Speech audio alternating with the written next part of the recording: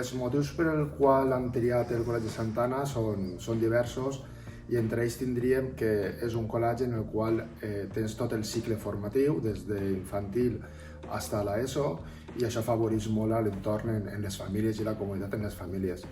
Un altre motiu podria ser també el claustre de mestres. És un claustre renovat, és un claustre jove, les tècniques educatives ens pareixen adequades i després, sobretot, compartim els valors que inculquen els xiquets en la seva etapa educativa.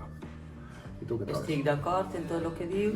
A banda d'això, jo també soc exalumna i des de sempre he estat en aquest centre i m'ha agradat el que ensenyen, els valors que n'hi ha.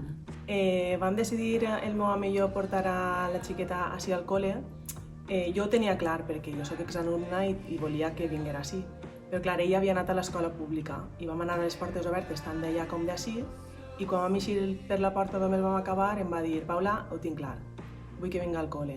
La metodologia i tot el que ha vist m'ha dit que sí.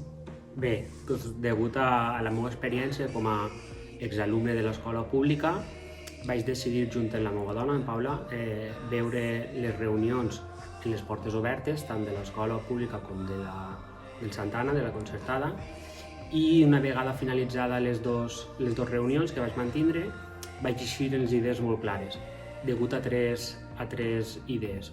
La primera d'elles, que em va convèncer molt, va ser que les meves filles entraven als 3 anys i eixien pràcticament en quart d'ESO, que va ser determinant, però a més també em va agradar molt el tema del projecte educatiu que tenien en l'inglès i també en les noves tecnologies que usaven en les aules. Per tant, va acabar de decidir en la meva decisió final.